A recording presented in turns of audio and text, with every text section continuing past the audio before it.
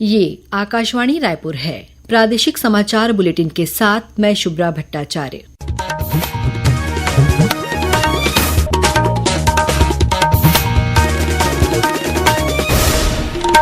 और अब पेश है आज के मुख्य समाचार। मुख्यमंत्री ने कहा कि स्वास्थ्य और चिकित्सा के नाम पर विदेशी सहायता लेकर धर्मांतरण करने वाले गैर सरकारी संगठनों के खिलाफ कार्रवाई की जाएगी। बलौदाबाजार में आगजनी और तोड़फोड़ के मामले में जेल में बंद 112 आरोपियों को आज उच्च न्यायालय से मिली जमानत। त्रिस्तरीय पंचायत चुनाव के दूसरे चरण के तहत कल राज्य में करीब 81% औसत मतदान दर्ज किया गया। और नारायणपुर जिले में आईईडी की चपेट में आने से डीआरजी का जवान घायल, जवान को एयरलिफ्ट कर रायपुर लाया जा रहा है। अब समाचार विस्तार से।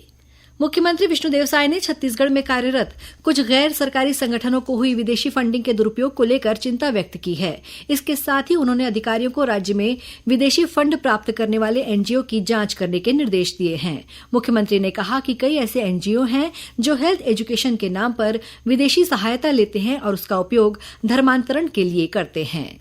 कई ऐसे एनजीओ हैं जो हेल्थ एजुकेशन के नाम पर विदेशी सहायता लेते हैं, लेकिन उसका कहीं न कहीं दुरुपयोग होता है। हेल्थ एजुकेशन के आड़ में धर्मांतरण का खेल होता है, जो कि उचित नहीं है और ये बंद होना चाहिए। मुख्यमंत्री ने कहा कि धर्मांतरण जैसी अवैध गतिविधियों में लिप्त पाए जाने वाले संगठन के खिलाफ सख्त कार्रवाई की जाएगी। प्रधानमंत्री नरेंद्र मोदी 24 फरवरी को बिहार के भागलपुर में प्रधानमंत्री किसान सम्मान निधि की 19वीं किस्त जारी करेंगे। आज नई दिल्ली में संवाददाता सम्मेलन को संबोधित करते हुए केंद्रीय कृषि और किसान कल्याण मंत्री शिवराज सिंह चौहान ने कहा कि देश भर के 2 करोड़ 50 लाख किसान इस कार्यक्रम में शामिल होंगे। इस योजना के अंतर्गत सीधे 6,000 रुपए 3 किस्तों में किसान के खाते में अंतरित किए जाते हैं और अब तक 3.46 लाख करोड़ रुपया किसानों के खाते में अंतरित किए जा चुके हैं और 19वीं किस्त जारी होते ही 3,68,000 करोड़ रुपया किसान के खाते में पहुंचेंगे। दुनिया की सबसे बड़ी डीबीटी की योजना है ये। त्रिस्तरीय पंचायत चुनाव के दूसरे चरण के तहत कल राज्य में करीब 81% औसत मतदान दर्ज किया गया। कल दूसरे चरण में 43 विकासखंडों में वोट डाले गए। कल 26,988 पंच, 3,774 सरपंच, 899 जनपद सदस्य और 138 जिला पंचायत सदस्यों के पदों पर निर्वाचन के लिए मतदान हुआ। प्रदेश में त्रिस्तरीय पंचायत चुनाव के तहत तीसरे और अंतिम चरण का मतदान 23 फरवरी को होगा। इस बीच जशपुर जिले में पंचायत चुनाव कार्य में लापरवाही बरतने के आरोप में कलेक्टर ने एक प्रधान पाठक, पटवारी और व्याख्याता सहित 3 कर्मचारियों को निलंबित कर दिया है। वहीं इसी जिले के पत्थलगांव इलाके में तमता ग्राम पंचायत के सचिव को भी निर्वाचन कार्य में लापरवाही बरतने के आरोप में निलंबित कर दिया गया है।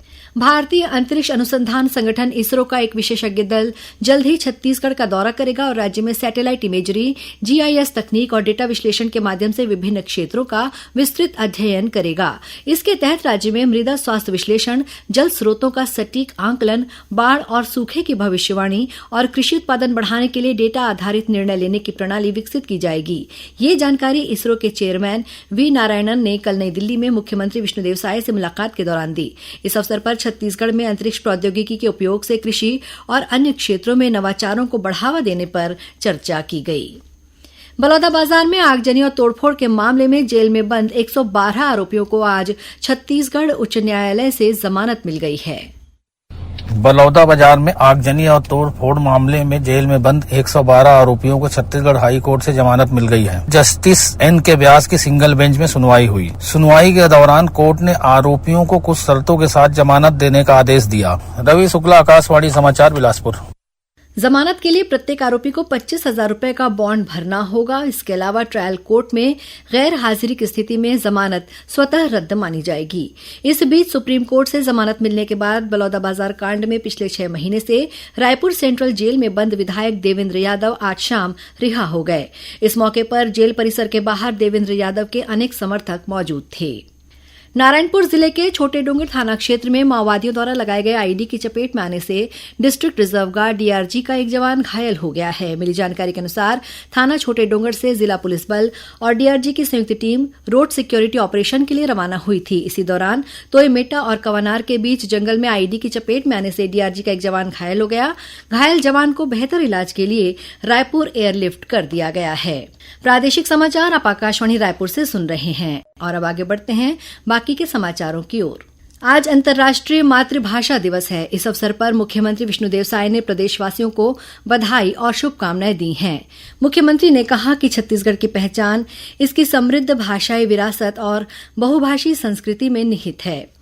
छत्तीसगढ़ी, गोंडी, हल्बी, सरगुजिहा, कुड़ुक, भतरी सहित अनेक लोक भाषाएं यहां की सांस्कृतिक आत्मा को संजोए हुए हैं। अंतर्राष्ट्रीय मातृभाषा दिवस हमें अपनी मातृभाषाओं के संरक्षण, संवर्धन और विकास के प्रति जागरूक करता है। मुख्यमंत्री विष्णुदेव साय से कल नई दिल्ली में भारतीय ओलंपिक संघ की अध्यक्ष और राज्यसभा सांसद पीटी उषा ने सौजन्य मुलाकात की। इस दौरान छत्तीसगढ़ में खेलों के विकास, युवा खिलाड़ियों के प्रशिक्षण, खेल अधोसंरचना के सुदृढ़ीकरण और ओलंपिक स्तर की प्रतिस्पर्धाओं के लिए राज्य की तैयारियों को लेकर चर्चा हुई। बैठक के दौरान पीटी उषा ने छत्तीसगढ़ में खिलाड़ियों के मार्गदर्शन के लिए भारतीय ओलंपिक संघ द्वारा एक विशेष प्रतिनिधिमंडल भेजने की बात कही। उन्होंने कहा कि इस दल में विभिन्न खेलों के अनुभवी कोच और विशेषज्ञ शामिल होंगे, जो स्थानीय खिलाड़ियों को ओलंपिक स्तर की प्रतिस्पर्धाओं के लिए प्रशिक्षित करेंगे और उनकी खेल तकनीकों को निखारने में सहायता करेंगे। वन पारिस्थितिकी तंत्र सेवाओं के मूल्यांकन और राज्य के सकल घरेलू उत्पाद में उनके आर्थिक महत्व को चिन्हित करने के लिए आज नवा रायपुर में कार्यशाला का आयोजन किया गया। ये कार्यशाला छत्तीसगढ़ के वन विभाग द्वारा द एनर्जी रिसर्च इंस्टीट्यूट नई दिल्ली के सहयोग से आयोजित की गई। अपर प्रधान मुख्य वन संरक्षक सुनील कुमार मिश्रा ने बताया कि कार्यशाला के दौरान अनेक तकनीकी सत्र आयोजित किए गए। यह कार्यशाला विशेषकर वनों से जो राज्य को प्रत्यक्ष या अप्रत्यक्ष लाभ होता है उसके मूल्यांकन के संबंध में है। राष्ट्रीय स्तर की कुछ संस्थाएं हैं, उन लोगों के सहयोग से इस कार्यशाला में आगे इस कार्य को सही रूप से कैसे अंजाम दिया जाए उसके संबंध में फील्ड स्टाफ को बताना, साथ ही इसके आउटकम को बाद में वानिकी प्रबंधन में कैसे उपयोग में लिया जाए उसकी कार्य योजना के संबंध में विस्तृत चर्चा हो रही है। आज छत्तीसगढ़ के मुख्यमंत्री विष्णुदेव साय का जन्मदिन है। इस अवसर पर मुख्यमंत्री अपने गृह ग्राम बगिया पहुंचे और स्कूली बच्चों के साथ न्योता भोज कर अपना जन्मदिन मनाया। मुख्यमंत्री के जन्मदिन पर प्रधानमंत्री नरेंद्र मोदी, केंद्रीय गृह मंत्री अमित शाह, केंद्रीय परिवहन मंत्री नितिन गडकरी, उत्तर प्रदेश के मुख्यमंत्री योगी आदित्यनाथ समेत कई नेताओं ने उन्हें बधाई दी है। इससे पहले आज सुबह रायपुर में राज्य मंत्रिमंडल के सदस्य, मुख्य सचिव अमिताभ जैन और पुलिस महानिदेशक अरुण देव गौतम ने मुख्यमंत्री निवास पहुंचकर श्री साय को जन्मदिन की बधाई दी। श्रोताओं, प्रादेशिक समाचार एकांश के समसामयिक विषयों पर आधारित कार्यक्रम बातों बातों में के तहत इस बार राज्य विधानसभा में पेश किए जाने वाले आर्थिक सर्वेक्षण पर योजना, आर्थिक एवं सांख्यिकी विभाग के सचिव अंकित आनंद से ली गई विशेष भेंटवार्ता प्रसारित की जाएगी।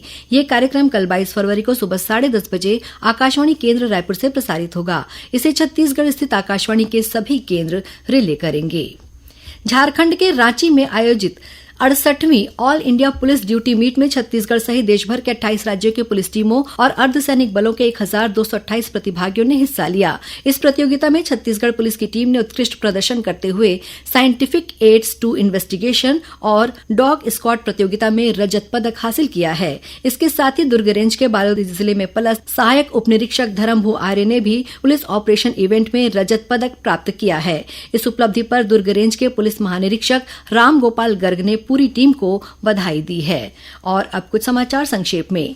रेलवे ने परिचालन संबंधी कारणों से दुर्ग और छपरा के बीच चलने वाली सारनाथ एक्सप्रेस को 22 से 26 फरवरी तक के लिए रद्द कर दिया है। इसके अलावा दुर्ग से चलने वाली नवतनवा एक्सप्रेस भी 26 फरवरी को रद्द रहेगी। सीमा सुरक्षा बल बीएसएफ द्वारा कांकेर जिले के दंडक वन कैंप में सिविक एक्शन कार्यक्रम का आयोजन किया गया। इस अवसर पर 21 महिलाओं को सिलाई मशीनों का वितरण किया गया। और जांजगीर चांपा जिले के शिवरी नारायण में 4 दिवसीय शिवरी नारायण महोत्सव 23 फरवरी से शुरू होगा। महोत्सव में लोक कलाकार और स्थानीय कलाकार अपनी प्रस्तुति देंगे। अंत में मुख्य समाचार एक बार फिर। मुख्यमंत्री ने कहा कि स्वास्थ्य और चिकित्सा के नाम पर विदेशी सहायता लेकर धर्मांतरण करने वाले गैर सरकारी संगठनों के खिलाफ कार्रवाई की जाएगी। बलौदाबाजार में आगजनी और तोड़फोड़ के मामले में जेल में बंद 112 आरोपियों को आज उच्च न्यायालय से मिली जमानत। त्रिस्तरीय पंचायत चुनाव के दूसरे चरण के तहत कल राज्य में करीब 81% औसत मतदान दर्ज किया गया। और नारायणपुर जिले में आईईडी की चपेट में आने से डीआरजी का जवान घायल, जवान को एयरलिफ्ट कर रायपुर लाया जा रहा है। इसी के साथ प्रादेशिक समाचार बुलेटिन समाप्त हुआ। नमस्कार।